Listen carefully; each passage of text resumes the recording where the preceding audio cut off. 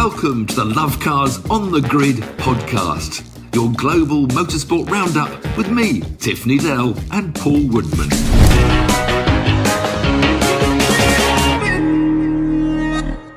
Welcome to this week's Lovecars On The Grid podcast, where we go round the world to look at motorsport activity. And Paul is still going round the world, wherever you are in some jungle in the middle of America. But we start, of course, with Qatar. Was it full of drama, or was it a bit of a farce when you look back at it? Pop down under to Bathurst for the fantastic Bathurst 100, those amazing Mount Panorama track, the big annual biggest race in Australia. Pop over to America, of course, for NASCAR to find out how the 12 heading for the title got cut down to just 8, worried whether Larson was going to make it. Then, of course, back home for the best of everything, the BTCC Finale, champion crowned at the wonderful Brands Hatch Grand Prix circuit. So that's what we have to look ahead to. Of course, we always start with news. And apparently, Paul, you've got some really exciting news. I can't wait to hear. I am excited because I haven't raced at all this whole season, not a single thing. But I am joining the V-Box branded, it's with Race Logic. So Race Logic V-Box, they do all the telemetry. What car are we in? What car? I'm going to tell you now. Brands Hatch, 28th, 29th of October in the Indy KA 500. So it's a little endurance Ford Not car. The KA. I think they're 85 horsepower. But what they do, I really like it because the second season V-Box have done it, and they get their Race Logic employees as drivers who've never raced before in this race. So it's really good camaraderie. How many in the car then? How many sharing the car with you? There's about 5. So and a couple of them are quite fast apparently. So is it 500 laps or 500 miles? 500 what? It's I don't know, but it's about 6.5 hours. So yeah, I should know that, shouldn't I? So about 500 laps. Yeah, it would be, wouldn't it? How long does the petrol last then? Are you out there for about an hour and a half or 2 hours?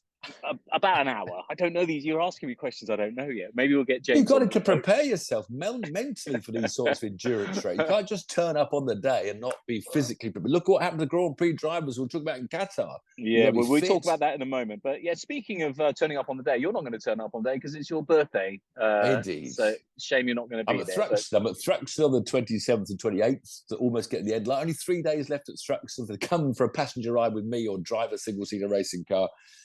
Book up the Racing Addict or come and just have a wild ride with me. And then one day in November, then we're packing up Thruxton. Everything's getting to the end of the year, which was a bit sad, but then it's quite happy. I did notice Thruxton that they also do a young drivers thing. I was looking at Oliver, so that looks brilliant. Really good. Young kids can get out in a single seater. That's not really on the good. Track, mind you. This is around a coned course in the paddock. Yeah, well, no, not in a single seater. It's just in little road cars, and it's just magic to get. I think you get kids at 14, 15, 16, so, in before they ever get up the public road and start slipping a clutch for the first time or using an automatic. It's just brilliant when you see those kids out there. And also get so excited about it, and they're just so natural when they're driving. Like you were talking about, you karting kids, they just put an opposite lock because it comes naturally. Once you're 17 and you start worrying, was that my friend on the corner? I've just driven past my friend, and no, I got a text message.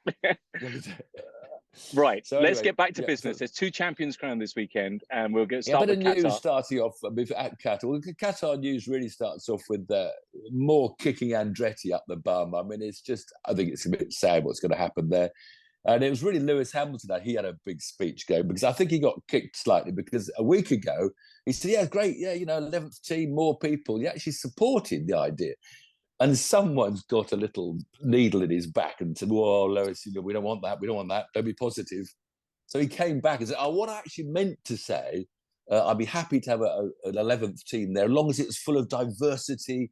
And he talked about all the Formula 1 teams got white owners. So he almost implied ridiculous statement. I took a screenshot of the statement. I really disappointed with that statement because who cares what colour the owners of the team are? I mean, it's like, well, okay, so if Andretti sort of put the team in his wife's name or his daughter's name, even though they didn't actually work there, would they be happy with that? I mean, we're all encouraging women to get jobs. We've got great engineers doing Le Mans. We've got presenters on TV. And yet there are more girls and women coming in to be engineers. But if they're not yet at the highest position, they're not ready for it. Lewis is saying that they'll have to have a female driver, which they have to perhaps create an opportunity for a female driver to come through, and it has to be diverse from the top. At the movement, it's all white owners, a real lack of diversity from the top down. Silly You state. can't force really. it. Yeah, silly. I mean, you can't get a film. And Ronin said that they would have a female driver if they got them through.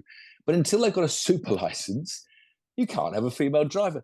And there are so many women out there. We're all encouraging it. It'll happen one day. But they seem to forget that there was a woman, Kay Peter, before the Second World War, was a successful racing driver, inspiring other women. Len Lombardi did Formula One. You know, Desiree Wilson was great in Formula One, the South African driver.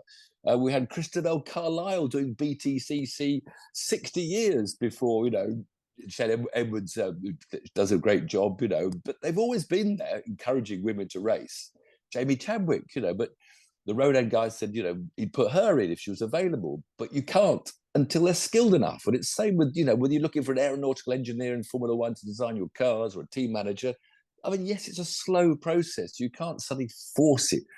So for Lewis to do all that, he just, you know, got his diversity. But then what I don't like is that people like you and I get branded as dinosaurs, but we support it. We absolutely support it. But if you've got to have the right people in the right jobs, it's as simple as that. I should be mentioning one of our thrush instructors later when we get to the BTC meeting, just such the woman that, you know, that we do support. Yeah. So it looks like they're all going to try and kick Andretti down the road until they don't get anywhere. But a shame. It is a shame. So yeah.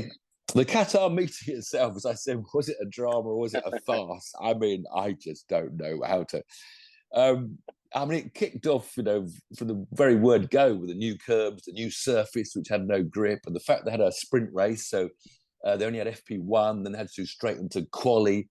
And then the quali, there was track limits left, right, and centre, and Lando Norris had 2 track limits, ended up qualifying 10th for the Grand Prix, didn't he? And Piastri had 2 and dropped from 3rd. They were interviewing the drivers at the end. Oh, you're 3rd. No, change. Oh, you're 3rd. No, change. Oh, that was a fun. And the point is, I like it. I mean, I understand what they're doing. Okay, if you don't want anything that drivers can hit, you don't want big curbs that might damage the car, then you have to have enforced track limits. It's not where I'd like to go. I'd like to, you know, have a curb, a narrow curb, and then a gravel track for a metre. And then also don't have full gravel fields, because then the cars get stuck and they can't rejoin the race. You're a safety car. But if there was a bit of gravel, like the exit of the second chicane at Monza, they're always coming out and there's a bit of gravel kicked up. And if they go another 2 inches, it's self-handicapping. You know, you go to a bit of gravel, you lose time. Yeah, but nowadays that penalises the other drivers when there's gravel on the road, on the track. Well, if it brings the other put a safety car out for that, no you can't win. Answer. There isn't. But it's like I likened it to VAR in football, because so many football fans now were disliking VAR. The olden days, the ball ripples in the back of the net. You just check the lines when the flag's not up, and you cheer and you wait. You've got a goal, and it's and the most exciting times of football, man, is when your team scores a goal. Now, of course, it's we're going to check it. Hold on a minute. Let's not celebrate too much. And now you see Lando Norris, you know, go to the top of the timesheet, yo, and then oh no, wait a minute, hold on a minute, wait a minute, oh no, deleted. And so you can't have that instant euphoria of someone getting on pole position when you have these tracks that have these track limits. You know, I still. But it's the same in any modern sport now. Any modern sport, you've got to rely on video evidence. You know, rugby, cricket, football. But not if the track handicaps the driver going wide. So if you've got a slippery surface or a wall or a gravel trap or a big nasty gnarly curb, I think the curbs should certainly be narrower, because if you go over a little bump, then the driver knows. They always complain they can't see. And of course, later on in the race, they actually changed 2 of the track limits areas, because then the tyres were getting damaged by the curbs, and that was another thing. We'll go to tyres later. But it started with track limits.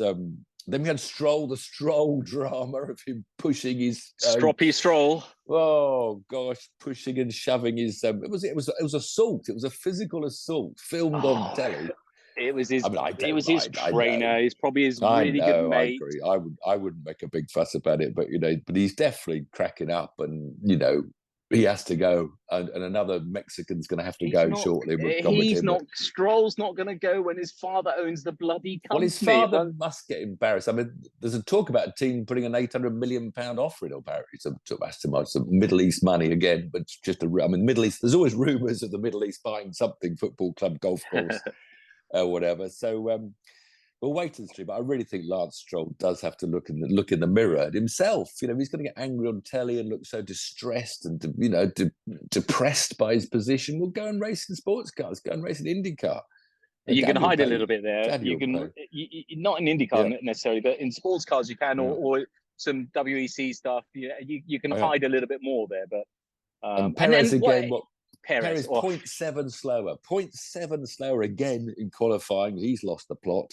Well, we'll come on to the race in a moment, or let me mention now. Sprint race first. The sprint race first. But Perez getting overtaken by cars that you would never expect a Red Bull to be overtaken by, racing with them, not pulling away like Max does. It's just the whole Perez. Well, in the sprint race, he was put off with wasn't his fault, but it was a mid-pack.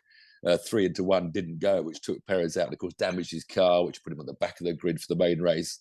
But the sprint race was actually, I thought, quite entertaining. I quite enjoyed it, simply because 3 or 4 of them went for the soft tire, gambling that it would last. And of course, George made a great start and soared off into the lead, and so it was exciting. Then of course they all came back up with the problems, and the guys with the medium tires overtook. And of course, we had Oscar Piastri out front, absolutely sensational. And keeping that, we had Max Verstappen closing in and didn't exceed track limits, had a wonderful win. So it was really good race and a great result. But again, ruined by first Crofty. At the moment now, Max, he's got the world championship. I'm going to keep on telling you he's going to be if the race finishes like that, he's going to be world champion. Man, we've got Oscar Piastri, a complete rookie, leading a race.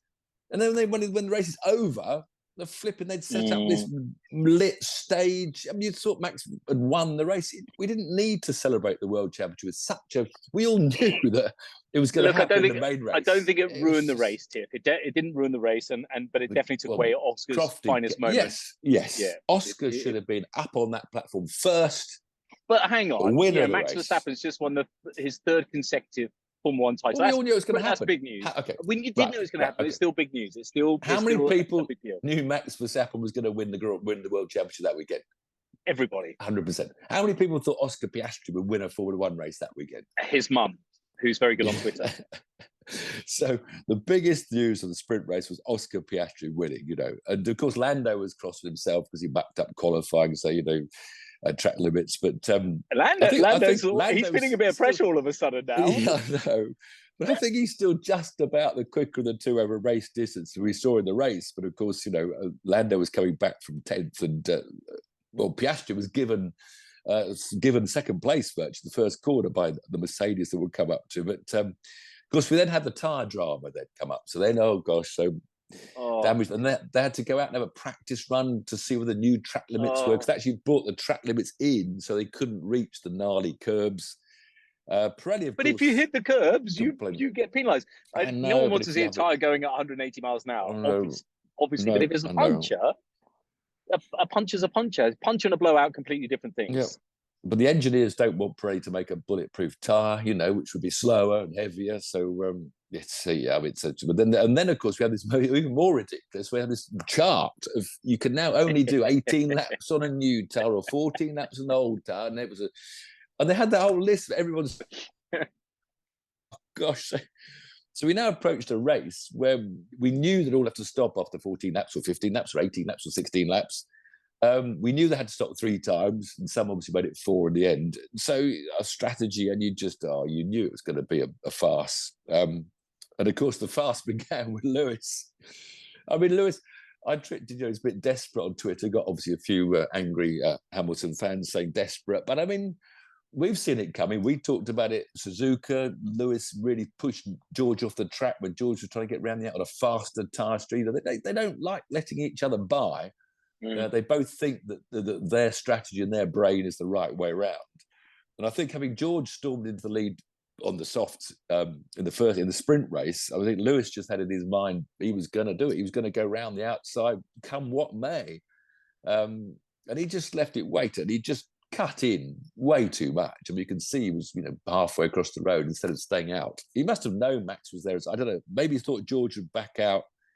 But that's the only thing I can assume, thinking George is going to back out. But look, I'm not George up for the guy. George couldn't have backed out, but I'm not sticking up for the guy. But again, very magnanimous in terms of he put his hand up. Afterwards, when he I've just been taken out by my teammates. Yeah. And then George is effing and blinding and swearing. beep, beep, beep. Yeah. Of course, as always, Lewis came back with a video, afterwards, taking 100% and apologising. He puts his hand up afterwards, I think all racing drivers he kicked off. But so that was Mercedes out, turn one. Oscar Piastri delighted because he came from, where was he on the grid? He was about 6th on the grid, I think, into 2nd place because 2 Mercs plus Fernando went the wrong way when the crash was going on. So straight away it was Oscar chasing Max. Max was disappearing into another Grand Prix. But then we just had this never-ending track limits, tyre stop, track limits, pit stop, pit stop. I didn't know who was where or who was what or where anyone was going. Some good midfield battles. We followed George doing lots of daring overtakes. So, it was sort of entertaining, I guess. But Lando came back quietly. That wasn't really highlighted until we suddenly found him, right towards the end. Whoa, hold on a minute. Lando's only 2 seconds behind Oscar. So Lando done a pretty good of coming back through the pack as well. And Perez was getting what is his 3rd time penalty for exceeding track limits. I don't even know where he ended up in the end. There was once he was behind either Ocon or Gasly.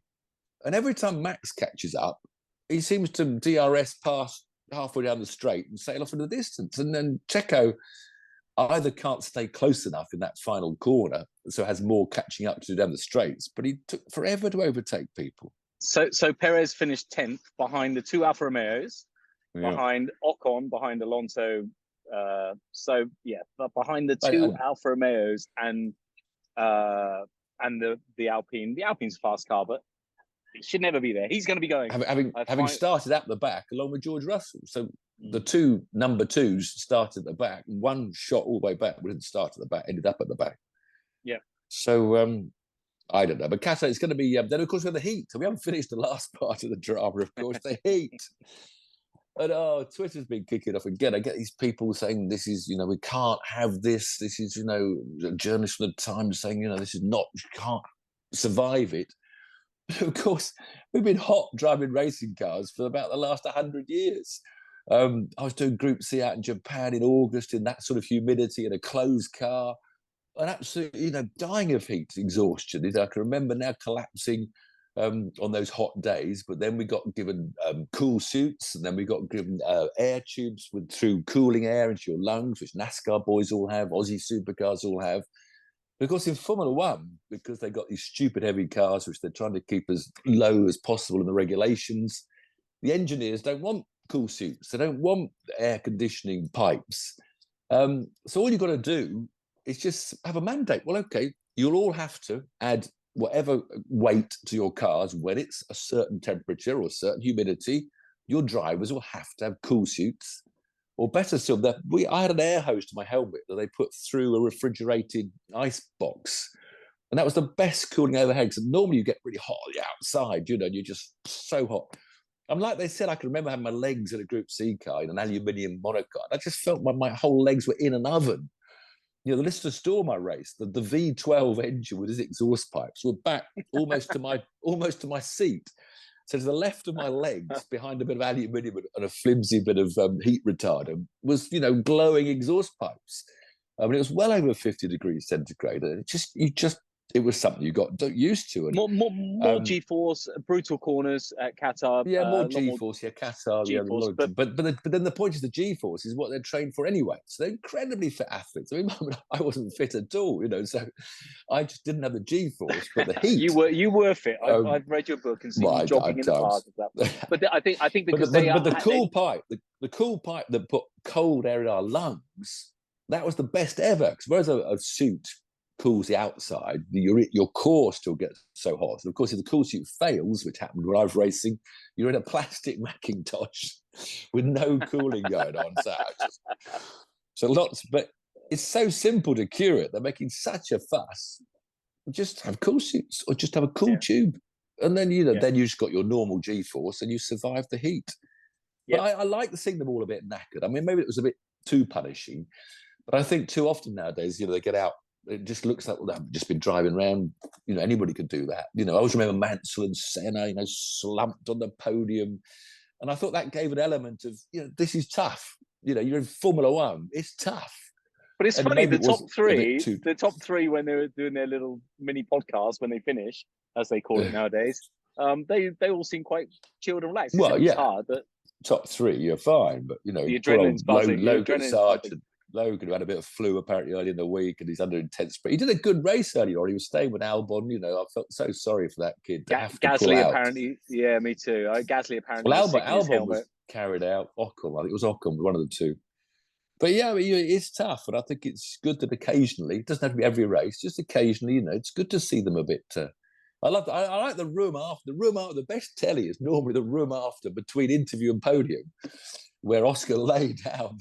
I like the way he picked up 2 bottles of water from the counter, then lay down, and then Max joined him sitting in the corner, and I like. He's a cool kid. I like those 2 McLaren boys. I like Zach Brown. I've really warmed to Zach Brown this season. And you see Max. You see a different light on Max when he's in that room. Again, he's one of the when boys. He wins, Tiff. When he wins. Yeah, all right. Yeah, that's the difference. Anyway. Fair play, Max. Zach Brown, brilliant, and McLaren, brilliant. New world record with pit stop 1.8 seconds as well. So it's because it is all about the team. It's not just about the driver. This is the team. And look at Adrian Newey in terms of what he's done for the team as well. So it's all about the team. So good on them. But that track with those track limits, I mean, world sports cars coming, there were 40 cars going around. How are they going to contain them? No idea. We head from Qatar, from the Middle East, round to Aussie land, where they had their great Mount Panorama Bathurst 1000. Massive, because we spoke last week about Ford still being upset. They'd brought lots of spare parts they thought they should be allowed to have to make this balance of power more equal. They still think the Chevy's got an advantage. In fact, in qualifying, the Chevys were first and second, but then they were only 4th and 6th. Only 4 Chevy Camaros in the top 10. And the Ford Mustangs were 3rd, 5th, 7th, 8th, 9th, and 10th. So it doesn't look like the cars were too far apart. So I don't think they can complain too much, the Ford boys. There wasn't that much of excitement. It wasn't a too dramatic race. I didn't watch it because it was the middle of the night Saturday and I had other things to do. And but Shane Van Gisbergen won it. Came through from about 6. I think he was only about 6th on the grid. He wasn't in the top 2.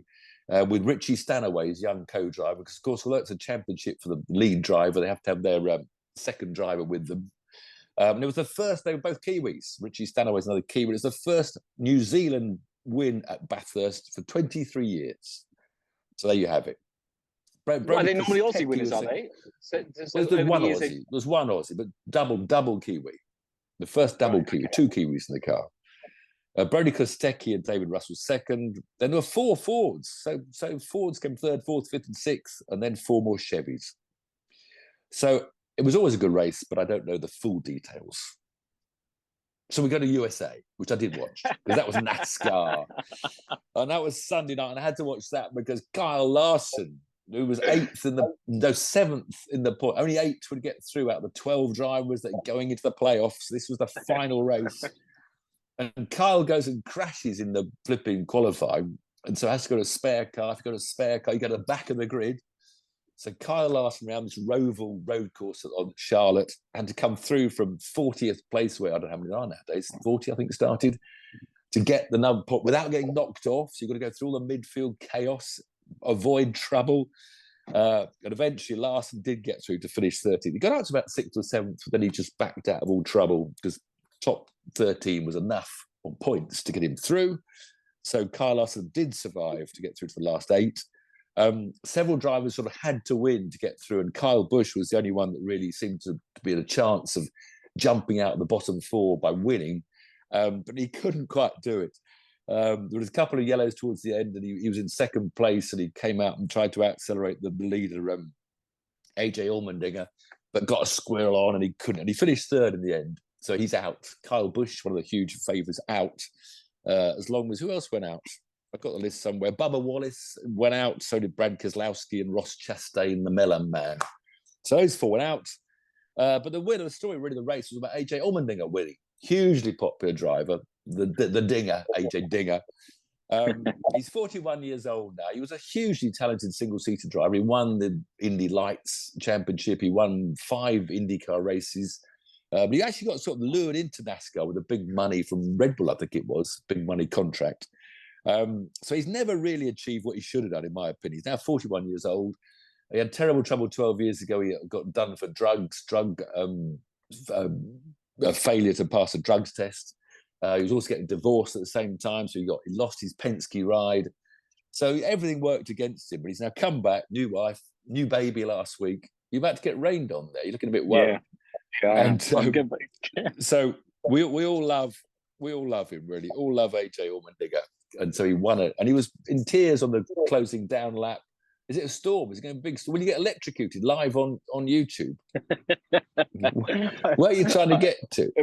It'll be the only way we'll get some views. I'm going to get just under some cover because we're in the rainforest, and I think heavens are just about to open.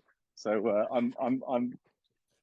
I'm settled. So I'll continue. I'll just continue. You just continue listening. So so Dinger was in tears, and he was really helped. The last 5 or 6, he had William Byram, who's won more races, the points leader, chasing him all the way, and the pressure he was under around a very, very tricky road course, lots of concrete walls everywhere. So he sustained this huge pressure for 6 laps. So it wasn't a huge overtaking finale, but really tense finish, in tears, and it just means so much to him. And I know when you work, he's just put so much effort to his career. He hasn't had the success he should have had, and very emotional, and good to see. And he loved the people that got him there. So, all right, Dinger, 1 up for Dinger.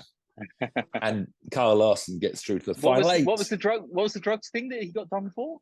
It was only some medication. It wasn't cocaine. It was some sort of slight performance-enhancing drug that you think was in the usual supplement story. You don't know where it came from. So not too much drama. Not an amazing race, but tense because of all the situation, and a lovely, lovely finish at the end. And then we come all the way back to Brands Hatch, back home for the finale, the British Touring Cars Championship at Brands Grand Prix Circuit. Look, Magnet, it's such a good circuit. You watch them racing. There's a bit of tarmac, most places, then a white line, then grass. There's gravel chaps, obviously, at Paddock Bend, clearways, certain places. But the gravel's right up against the edge of the track. So again, and just there must be about 6 corners you could overtake on at Brands. It's not just that huge one straight you're all waiting for each lap. But Ash Sutton, the favourite, took his 4th title in style of the first race. He led all the way. He's good, isn't he? He's so good. Tom Ingram, is he the best ever BTCC driver? I think he will be if he hangs around. But, Colin Turkington's won several. Jason Plato's won 98 races. And he's never going to make his 100, sadly, now. But Tom Ingram's almost as good. You don't know who's got the better car. Tom Ingram just pushed him, second in the championship, but he couldn't. It was just a second behind for the whole race. And the same happened in race 2 because they start from the same grid positions. But he didn't quite get. Ash didn't get the triple though. He picked number 9, so he was 9th on the grid for the reverse grid. But he had a clash with Tom and ended up with a brake marker boarding in his radiator, had to stop and came back to 13th. So he didn't sweep, as Americans would say.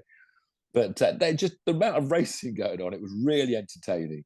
The reverse grid race was pretty exciting as well. Amazing battle early on with who was put on pole. It was Stephen Jelly got the pole position out of the 9th. And had a great battle side by side for about half a lap once with Josh Cook in the Honda and Jelly had a BMW. But then Jake Hill, he had a quiet weekend. The BMWs weren't really on the pace. They're finishing 5th and 6th. I think Jake was about 6th in the second race, so he started 3rd or 4th on the grid for the reverse. But he did this audacious overtake. I mean, it was illegal, basically. Tim Harvey said, I can't. I'm not going to say track limits, but I'd like not to. So coming out of Jelly and Josh Cook kept on going side by side. Josh Cook dived up the inside of Jelly into Westfield, the second of the 2 fast corners out back. So they both sort of slowed and pushed each other wide. So even though Jelly was on the apex, the curve, Jake went 4 wheels across the grass on the inside. Yeah. So then he made it 3 wide, going through Dingle Dell and up to the corner, and he took the lead. And then he was the quickest car, but technically that was quite definitely an illegal overtake with 4 wheels off the track. But even though I went last race of the year, I wouldn't begrudge him But you do have to not encourage those sort of moves because people will start doing them all over the place, and that can't happen. But just brilliant. Brands Hatch Grand Prix Circuit, just a great racetrack. It's like the Road America, which is the best road course in the world. Brands, I think, is probably about second best because it's got its ups and downs and dales and so many different types of corners. Just the quick one I said about supporting women, which we do quite often. We all follow Edwards. She's done a great job. A miserable weekend, getting bashed out in her touring car. But Lydia Walmsley was a Thruxton instructor. Some weekends you may well see her if you come down. She comes down and work at Thruxton to earn a bit more money. But she came 10th overall in the minis, 10th out of the 23. She's always in the middle battling. It's amazing. Her weekends always start. She was like 1.5 seconds off the pace in race 1, but she got from 15th to 13th. And in race 2, she got from 13th to 7th. Started last year in 7th, elbows out, battling with the best of them, and ended up just half a second off the pace by the time the third race. So, and she does it with her dad's team. Her dad runs the car. All the other teams, you see these professional outfits that they're renting the drive with, so they're sharing. So Lydia Walmsley, if you want to back another girl to go and join Jade in touring cars, go for Lydia Walmsley. Well done, Lydia. Poor old Jade. Well done, Lydia. I felt very sorry for Jade again. It wasn't her season in terms of luck this weekend, this season. And we have to say sorry to there's a BMW girl that fell off the pit wall. She's in hospital right now. Yeah, I saw that. Yeah. Isla? I'm sorry, don't know. I think it's Isla. There's lots of tweets coming through from Scouser. He's complaining about the Conservative Party as well. What's coming on next week? What's coming on next week? What's his name? Commentator. Paul O'Neill. Paul O'Neill's in the hospital with the poor girl. And so well done for Paul looking after him. But he had a rant about hospitals and NHS because she was in Sophie Wright. Sophie Wright, isn't it? Get well soon, Sophie. Sophie Wright. What's coming up next week? So back at Brands Hatch is back home on a knife's edge with the superbikes. Yeah, the beer monster Ducatis go head to head. 3 races to decide which beer monster Ducati rider takes the championship. And on bikes still around the world. MotoGP go to Indonesia. That's going to be hot to see if Bagnaia can start to hold back the non-stop march of Jorge Martin. There's still 6 races to go out. There's loads of racing MotoGP. Interesting, the IMSA GTP, I think it's the last race, the IMSA Championship, this fabulous Petit Le Mans race. I think it's 6 hours or 8 hours. Ends in the dark, starts at midday and ends normally in the dark. A fabulous track. And interesting from Britain, Jenson Button's having a go for his first go, the Porsche 963. Interesting. He's sharing with Mike Rockenfeller, who's a German driver, he sounds very American, who he shared that Camaro at Le Mans with. So he's with Mike Rockenfeller, but also with Mike Rockenfeller's regular teammate in this Porsche 963, this Dutch kid. I'll try and pronounce it. It's Tijman van der Helm. And he's 19. And when I did sports cars, we were all like 30 plus. We were all guys that hadn't made it in single seaters, But now, of course, you fail in single seaters when you're about 17 and start, going. And obviously, he's a very, very well-financed young lad. I mean, he did the usual 5 years of karting, didn't really win much. He did 3 years, I think, of single seaters. He was rubbish in Formula 3. I think he finished about 23rd. Obviously, Daddy or whoever finances him realised that he wasn't going to be a Grand Prix superstar, so started buying him rides at LMP3, then LMP2, and now he's bought a seat in the GTP category, the top class. But I still want to imagine that they're pretty chunky cars. They're quick, difficult cars. And he's a 19-year-old. Now he's got experience. And obviously when you're in a 3 driver, you can hide as maybe not being nearly as quick as your main driver. You can sort of hide away a bit. They've had a couple of 4th places. But it is still, when I read a 19-year-old doing these sorts of races, I think, that's not right. Well, let's see how he gets on next week. We'll have a look at his times as well. Yeah, NASCAR go to Las Vegas, baby, for the first of 3 races, which will cut it from the 8 down to the final 4 that go to the finale. Yeah, exciting. Drama in Las Vegas. So that's it. Sorry for the. You coming home at all? You just staying out there? Yes, Where's thank the goodness. rainstorm? Thank goodness I'm coming home. Outside, it's actually it's not. It's some big old dollops of rain fell on the laptop, and then and it's all cleared up now. So I'm a bit the joys of the jungle. I can't wait to get back to suburbia, actually. It's been very All right. interesting trip. We got some good stuff to share with you over the coming months. But Wonderful. thanks for joining us. We'll see you next week. Cheers all. Bye. Cheers.